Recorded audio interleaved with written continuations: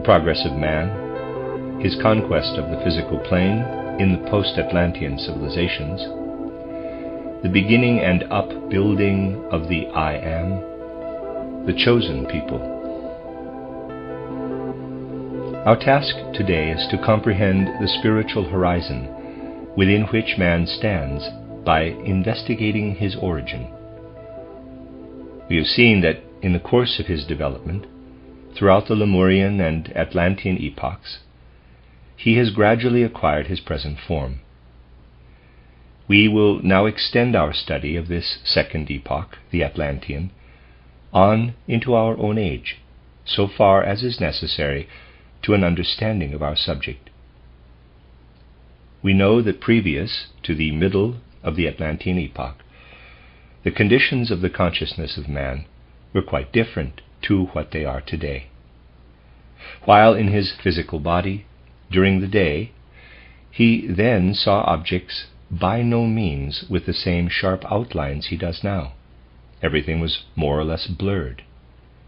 And when at night he left his physical body, he did not sink into dreamless sleep, but was able to perceive spiritual beings in a spiritual world.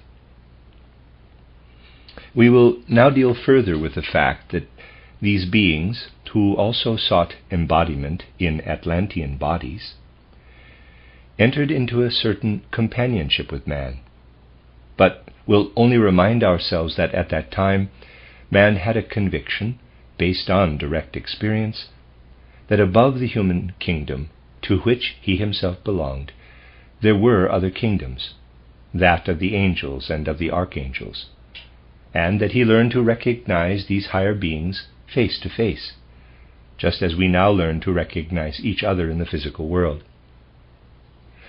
Then came the time when objective day consciousness became ever clearer and clearer, and on the other hand, when dimness and darkness enveloped man at night. This was the period when the first rudimentary germs of ego, or I am, were laid down in man. By learning to perceive the objects around him, he at the same time gained that form of self-consciousness it was intended he should develop.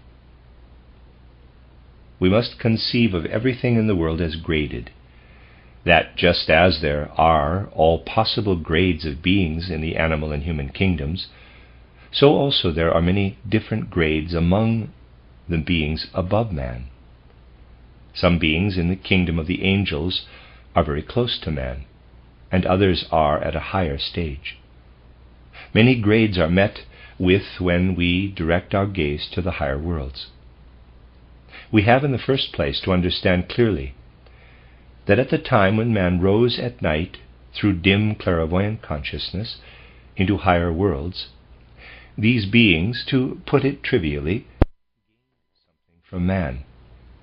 Through their intercourse with him, their own being was enriched. For though these beings stood above man, they were still inwardly connected with him. They inspired him and influenced his imaginative consciousness, which was, however, dim. So that we must think of man in that ancient period as being in such a condition that when he withdrew from his physical and etheric bodies, it was as if a higher being, or, in a wider sense, a whole host of higher beings took possession of him. Fundamentally, this is also the case today, only man is not aware of it, whereas at that time he was, though in a dim, clairvoyant way. It has already been explained in other lectures that sleep is by no means unnecessary for man. It serves a very great purpose. During the day, man is continually making use of his physical and etheric bodies. The life we lead from morning till evening exhausts these bodies, and what we feel as fatigue is nothing more than the expression of the fact that indirectly, through the astral body, all kinds of perceptions have been taking place in us, as well as impulses of joy, of sorrow, and of pain. All these have been playing through us. This wears out our physical and etheric bodies, and in the evening we are tired because all day long we have been destroying them. When at night we leave these bodies on the bed, the astral body and ego are not inactive. All night long they send their forces into the physical and etheric bodies. They work at repairing the disorganized and exhausted forces of these bodies. This they could not do if on their withdrawal they were not taken up into a higher kingdom. Above the human kingdom, a spiritual kingdom is outspread, the kingdom of the angels, archangels, and other beings. It is as if ozone streamed from the spiritual beings that then surround us, and from whom we are separated during the day, because with our perceptions we are enclosed within the shell of our bodies. I believe that is the word perceptions. We are enclosed within the shell of our bodies. At night we plunge into this spiritual ozone. From it our astral body absorbs forces which it then pours into the physical and etheric bodies to repair them. Today man is unconscious of this, but at the time when he still possessed dim clairvoyant consciousness, he saw how his astral body and ego left the other members and were absorbed into the divine spiritual world. Things seen in one way in the physical world have a very different appearance above. One might even say that the gods profit by participating thus in humanity. In order rightly to understand the relationship of man to the universe, we must try to form a conception, which is not so easy, but is, however, necessary, if we are to understand his true position. We have said that the earth is the planet of love, that love will be first rightly developed upon the earth. To put it crudely, it will be bred here, and through their participating in mankind, the gods will learn to know love, though in another sense it is they who bestow it. It is difficult to picture this. It is entirely possible that one being may impart a gift to another, and only come to know his gift through the other. Picture to yourselves an exceedingly rich person who has never known anything but riches, nor ever experienced the deep satisfaction of soul which results from well-doing. Picture this person now as doing something good. He gives to the poor. The gift calls forth great thankfulness in the soul of the needy individual. This feeling of gratitude is at the same time a gift. It would never have existed if the rich person had not first given. He is the originator of the feeling of gratitude, although he does not himself feel it, and is only acquainted with it through its reflection, which streams back to him from the person in whom he roused it. It is approximately in this way that the gift of love is imparted to man by the gods. They have progressed so far that they are able to kindle love in man so that he feels it. But they only learn to know it as a reality through man. From their heights the gods reach down into the ozone of humanity and feel the warmth of love. We know that the gods lack something when man does not live in love. The more human love there is on earth, the more food for the gods there is in heaven. The less love there is, the more the gods hunger. The sacrifice of man to the gods is nothing else than the love which streams up to them, which man has produced. It is not difficult to picture that in ancient times, when man was still conscious of the divine, this reciprocity, this mutual giving from man and from the gods, was quite different to what it became later. Indeed, there were some among divine spiritual beings who, because man could no longer rise by means of his dim clairvoyant consciousness, could no longer descend or reach the sphere of humanity. Throughout the Atlantean epoch, man lived with numerous divine beings, and the less capable he became of looking up to the gods, the less could a certain category of divine beings experience all they had formerly been able to experience through man. When Atlantis came to an end, there were among the Atlantean gods some who suffered hunger, if we may so express it, because they could no longer find a way to man. We must now picture the further development of man from this standpoint.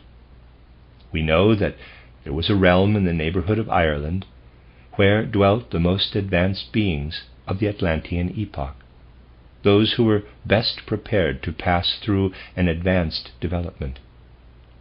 These now journeyed from the west to the east, populating Europe, where some remained at a particular stage of evolution, while others went further. The most advanced passed on to the neighborhood of Central Asia, others into Africa. There were already in these parts some people left over from the older Lemurian and Atlantean epochs. These now mixed in diverse ways, and from them arose the people whom the Greeks represent in many artistic forms as the satyr, the Hermes, and the Zeus types. We must picture to ourselves that the condition of human consciousness changed from this time more and more. Those who had come over from Atlantis still possessed a remnant of ancient clairvoyant consciousness, but this continually decreased. At the time of the Atlantean catastrophe, there were some, even among those who had journeyed toward Asia, Europe, and Africa, who had already lost every trace of clairvoyance, and again others who still had some remnants of it. Everywhere, under certain conditions, there were some who, between sleeping and waking, for example, were able to obtain a clear view into the spiritual worlds. The spiritual being known as Wotan, for instance, was a, in quotes, personality well known to the Atlanteans. We might say that all the ancient Atlanteans were more or less in close touch with him, as some men today come in touch with a monarch. But the conscious connection was gradually lost. Among the peoples of Europe, especially the ancient Germans, there were many who, in an intermediate condition between sleeping and waking, could enter into relationship with Wotan, who actually existed in the spiritual world. But owing to the advance in evolution, he was limited and could no longer make himself so generally known as before. There were people in Asia also who knew him, and this knowledge continued on into later times to which even history refers, a time when there was an original natural clairvoyance, and man could speak of the gods from his own experience. We must keep before us the fact that man was descending more and more into the material world, and because of this the gods were less and less able to maintain their connection with him.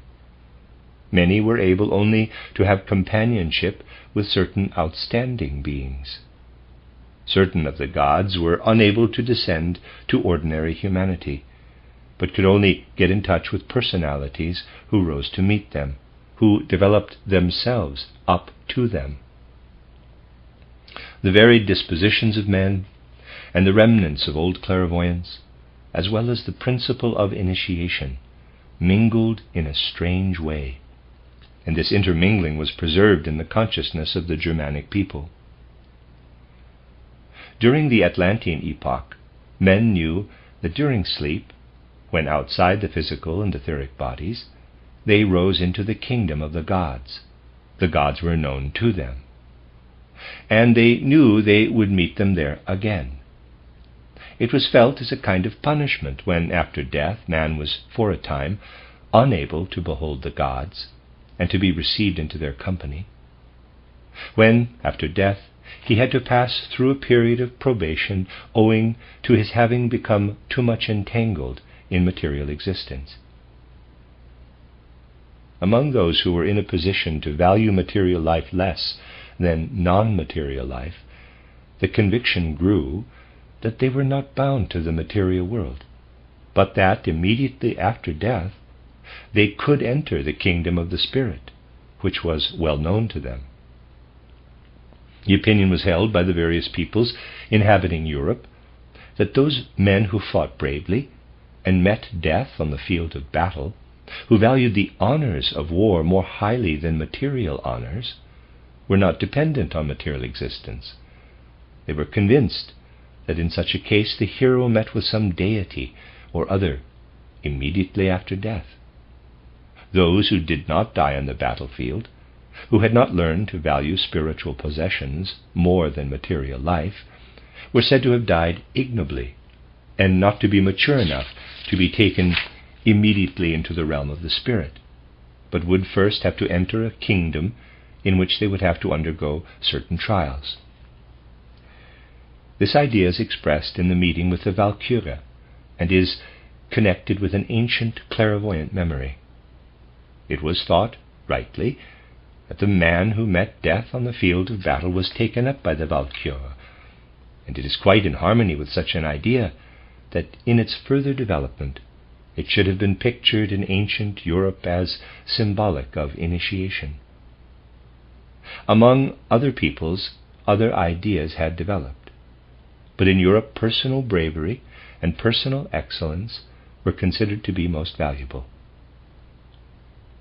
It was always understood, and rightly so, that as regards initiation, man might experience, even during life, that which normally he only experienced after death, namely direct communication with the spiritual world.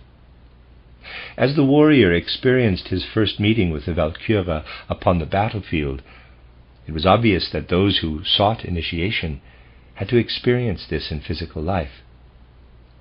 In one part of Europe, Siegfried was looked on as the last of the heroes of initiation.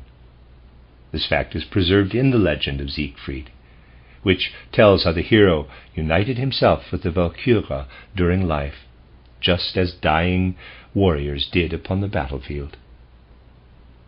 Let us now try to enter into the mentality of those who migrated from the west toward the east. They had risen in a certain way up to the point where they were fitted to enter upon a further development. They had not become ossified, and had within them the germs of a more perfect development, but they had retained a comparatively strong clairvoyant capacity. Among all the people who had gone forth from Atlantis, the Europeans were most gifted with clairvoyance. It was less strong among those who peopled Africa.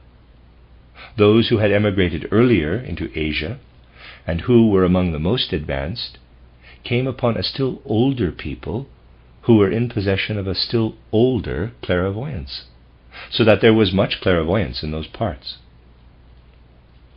Then there was a certain small colony, consisting of the most advanced men of the Atlantean epoch, who had settled near the Gobi Desert. What kind of people were these?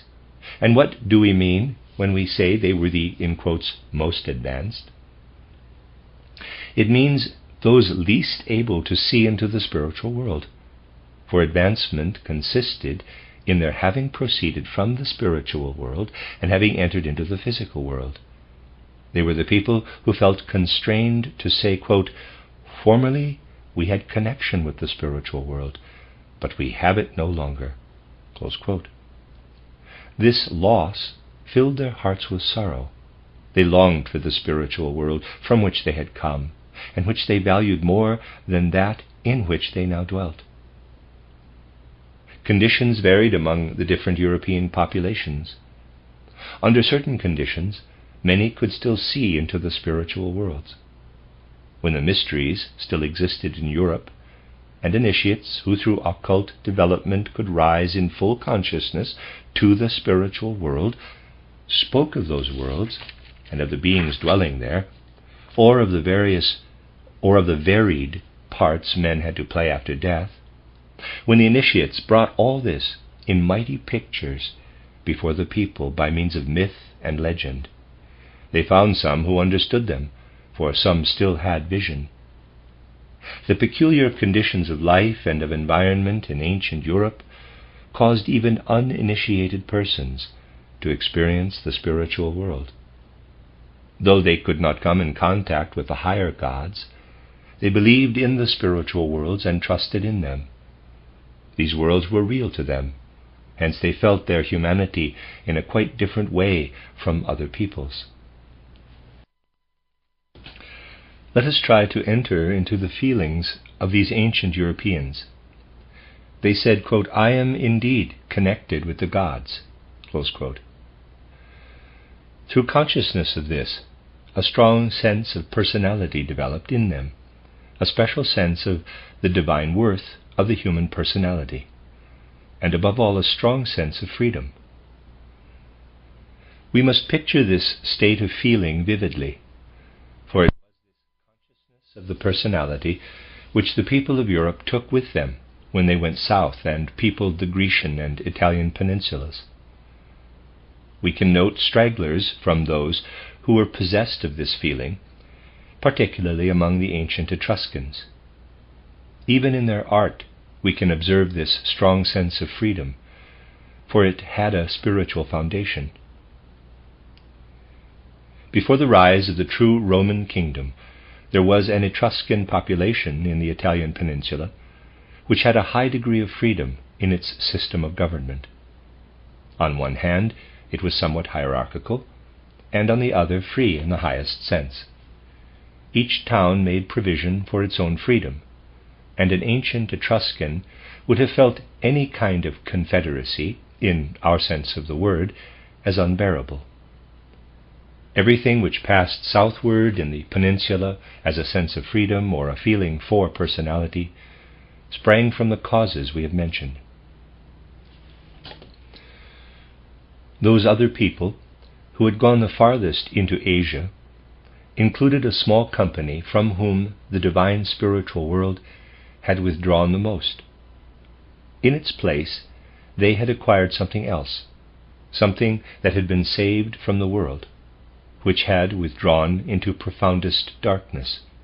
This was the ego, or the, in quotes, I am.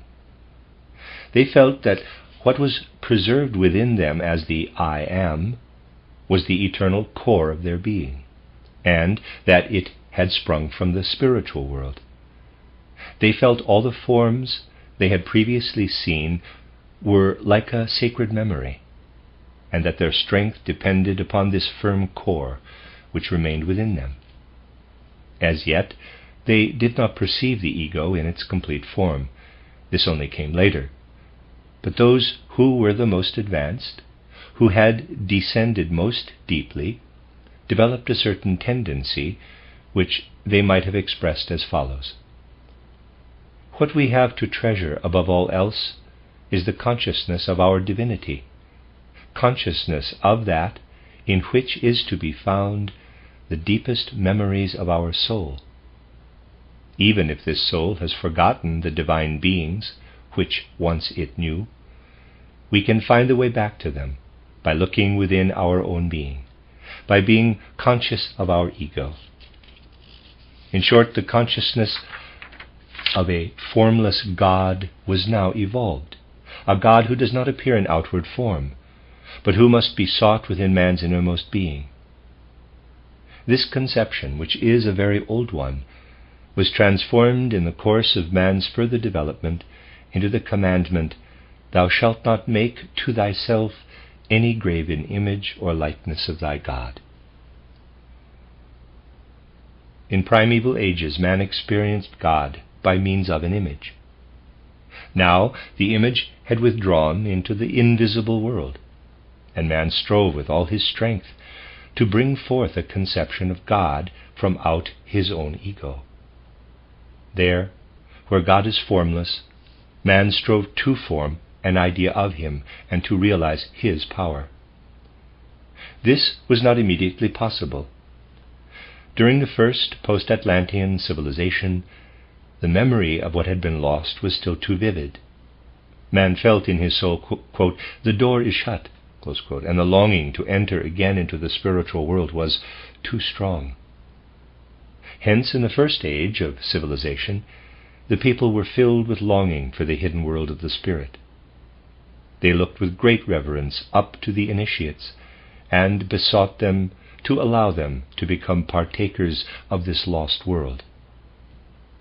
The first great age of post-Atlantean culture was founded under the influence of initiates by means of colonies.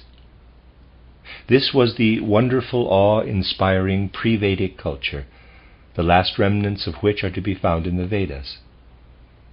In it, the longing for the spiritual world was so great that men strove by artificial means to regain contact with the spirits and gods which they had lost.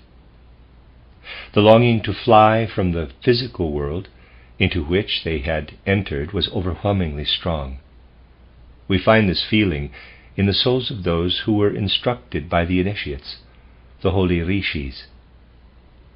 We see the feeling developed in them which they might have expressed as follows, quote, "The world of the physical plane into which we have now entered, which we see spread out around us, is merely illusion. It is worthless, it is Maya, but the world lying behind this illusory physical plane is valuable." Close quote. Thus a feeling of the worthlessness of the physical plane was developed, a feeling of the need to flee from it in order to attain that which was spiritual. A feeling evolved which was the basis of this ancient civilization, that man must lose his strong sense of personality if he was to become conscious of his divine origin. He strove for complete absorption in divinity, with extinction of his personality. This was of more value to him than life within that personality. We must try to understand the mood of this ancient civilization. We shall then understand this turning away from all that was material, and how, if man desired to seek the divine, he had to free himself from the bonds of sense and get away from all illusion, from Maya. Such was the nature of the first post-Atlantean age. But the mission of the whole epoch is that man should make the surroundings in which he lives more and more his own, that he should master them more and more. In the Persian, that is the pre-Zarathustra civilization, we see the first phase of the conquest of the external world. The ancient Persians, we refer here to the prehistoric Persians, had already a different consciousness from that of the ancient Indians. They regarded the physical plane as something real. It no longer appeared strange to them. They said, quote, "We can bring spirit into the physical plane and cultivate it here." Close quote. They paid attention to the physical plane. They did not study it as yet, but they considered it. The ancient Persians still perceived a hostile element in their surroundings, but thought that the enemy could be overcome. The Persian made a friend and companion of the god Ormuzd, in order that he might redeem matter. He worked into the physical world gradually. He began to perceive that this is not only Maya, not merely soulless appearance, but a reality which must be taken into account. In the great migration toward the east, there was another group, which moved more toward Asia Minor and Africa, where the Chaldean and Egyptian civilizations were founded. Through them a further step forward was made in the conquest of the physical plane. Here the condition of the people was such that they no longer regarded what is of the senses as merely hostile or illusory. When they looked up to the stars, they said, quote, "Those stars are not Maya, they are not mere appearances." Close quote. They thought much about the stars, and studied how one star approached another and what changes took place in the constellations. They felt the stars were an outward expression of the ruling gods. They were a script which the gods had written. What they saw was not merely appearance, but a revelation of the gods. A further advance had been made. Sensible matter was now considered as an expression of divinity. Man began to look for wisdom in things of sense. In the Egyptian world, man's gaze was turned from the heavens and directed to the earth. Geometry was studied so that the earth might be measured. That to which the spirit could attain was thus joined to substance perceived by the senses, an essential advance in evolution. Thus, step by step, evolution progressed. Now, there was formed, within the third age of civilization, a small company which separated off in a certain way, and absorbed all that could be gained from ancient tradition as well as from recent knowledge. This small company, whose initiates had preserved the ancient wisdom and the earlier companionship with the gods, knew how to impart what they had gained as experience from the spiritual world, and they had also absorbed the wisdom of the Chaldeans, the writings of the gods in space, as well as the wisdom of Egypt, which expressed the union of spirit with that which is physical. This group of people, who in a certain sense may be called the chosen people, had to make preparation for the greatest period in the world's history. They are the people of the Old Testament, who in their testament possessed the greatest and most significant document regarding long past events, and also those that were to come. It is not only an error in learning, but a farce, when some historical work is thought even to approach the Old Testament in value, for it portrays in mighty pictures man's descent from divine heights, and shows at the same time how historical experiences are connected with cosmic events. All this is contained in the Old Testament, and above all, its contents correspond exactly with the events of evolution. We have now seen how the rudimentary germ of the human ego was prepared step by step in earthly evolution. We have seen that this rudimentary germ would never have been able to evolve if the sun, and afterward the moon, had not separated from the earth. It was only possible for it to develop through man's horizon with regard to the spiritual world being gradually limited and then closed. Let us consider how this rudimentary germ developed.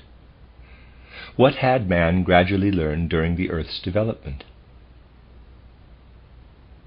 We must first look back to those ancient times when he was as yet unable to see physically, when he lived in the spiritual world. Then came the time when the external objects of the physical world appeared to him as if blurred, when he could still see in the spiritual world as well. Who was it prepared man so that in later times, when he was to behold the sun clearly, he should be ready for this change?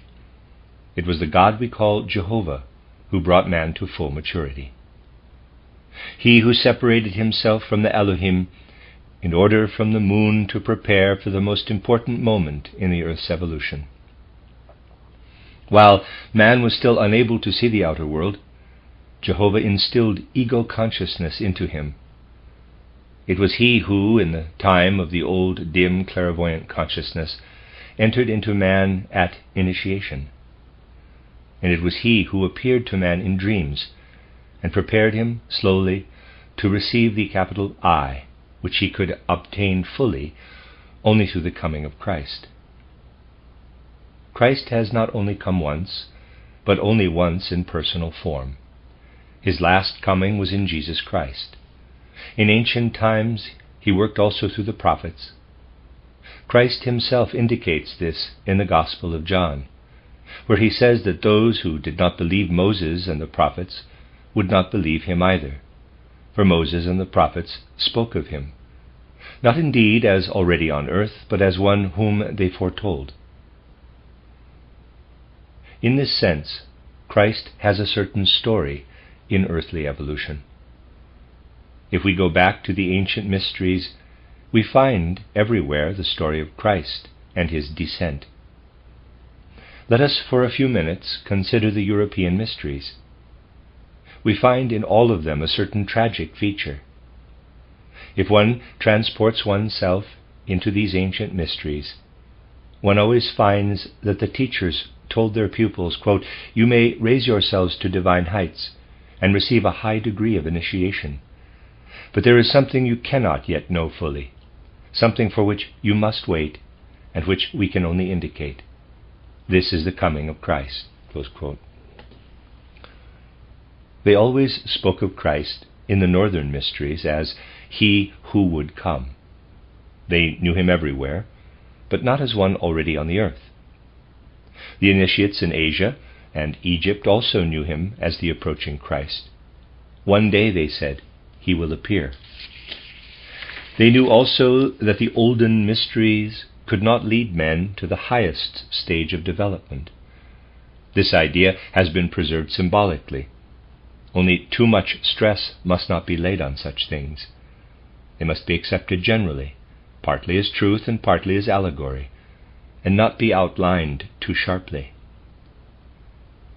Some echo of this tragic feature regarding the ancient gods and the waiting for Christ has survived. The glory of the old gods was to disappear before the glory of Christ. This is found even in the most recent legends of the Teutonic gods, where something remarkable is ascribed to Siegfried. He was invulnerable and had the strength of an initiate according to the European mysteries. He was, however, vulnerable in one spot. He was wounded in this spot and thus met his death. In what place was he vulnerable? The place on which, later, the cross was laid on him for whom they were looking with such expectation. The place where Siegfried was vulnerable was covered by the cross in the journey to Golgotha. This legend contains a last memory of that tragic feature which passes through all the ancient European mysteries. But in those other mysteries into which Moses was initiated, from which the Old Testament has proceeded, and which Moses implanted in his people, so far as seemed possible to him, this strange feature in human evolution is often referred to. It is more than a mere picture. There is something which imparts deep reality to it, which we might illustrate as follows. Let us think of a man as regards his astral body, his ego, his etheric and physical bodies. Let us think of these four principles as shone upon by the sun. Through Christ's coming to the earth, man has become able to absorb both the physical and spiritual forces of the sun. Previously, this was different. Then, during sleep, when at night the astral body and ego were outside the physical body and etheric body, the direct sunlight did not fall upon man, only sunlight that was reflected from the moon.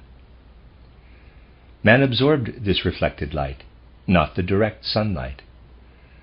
This is exactly the same, in an external symbolic, yet true form, as in the case of the Christ, who lived as the spiritual part of the sunlight, and with Jehovah, who reflected the true Christ light until such time as men were sufficiently mature to receive it direct. Jehovah sent the Christ down to humanity as from a mirror. Men spoke of him when they spoke of Jehovah. Hence Jehovah says to Moses, quote, "Say to thy people, I am the I am." This was the name later applied to the Christ. He would not as yet turn his own countenance to men.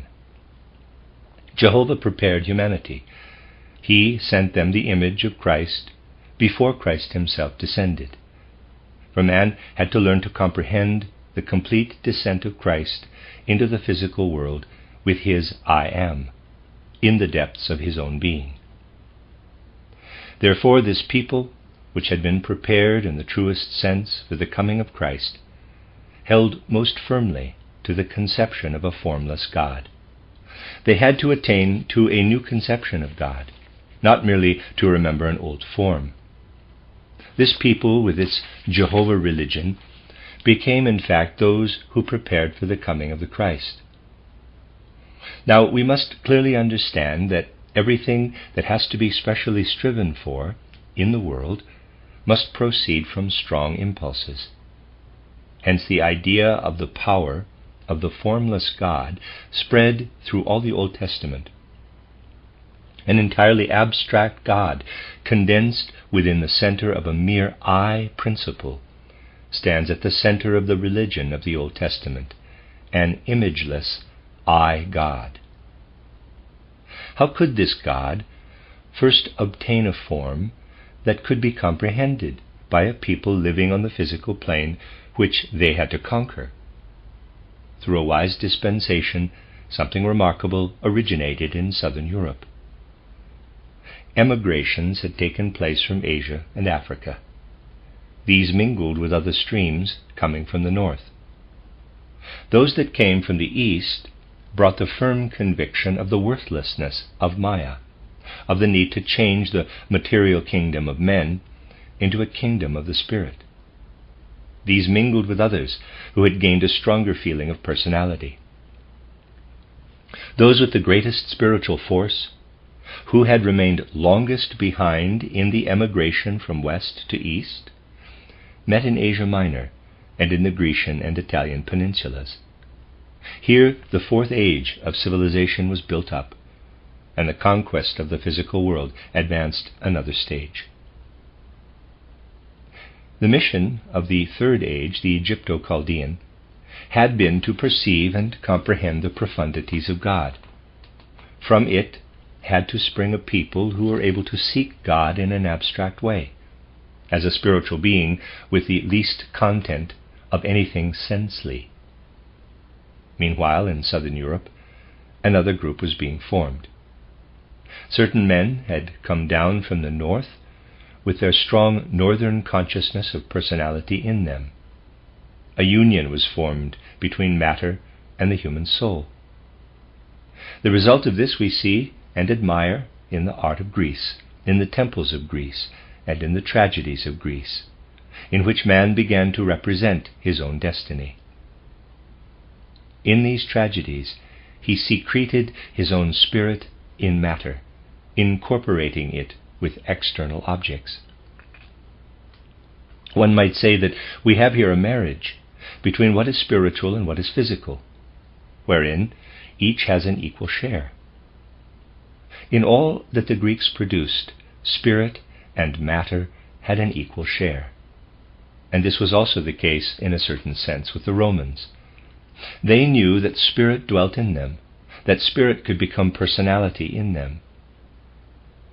It was only at this stage of human evolution that that which had been foretold could assume actual form upon the physical plane. Christ could only descend to the physical plane when man had conquered it. A Christ would not have been possible in the old civilizations, when the physical plane was only seen as Maya, and a longing for the past filled the souls of men. At the time the union occurred, which we have seen represented in Greek art, man had turned more and more to the physical plane. This was expressed in the strong consciousness of the Roman citizen. It was also the time when the Christ principle was able to appear in the flesh. We have to consider all those who worked previously to the coming of Christ as being indeed acquainted with him. But we must look on them as prophets who could only foretell. They beheld in the coming of Christ the fulfillment of that for which they themselves had striven. In the following lectures we shall see how Christianity is mingled with other elements in the era subsequent to the coming of Christ, and how this produced the conditions that now surround us. Today the period has been described when, through the conquest of the physical plane, man made himself sufficiently mature to understand the God-man, the Christ.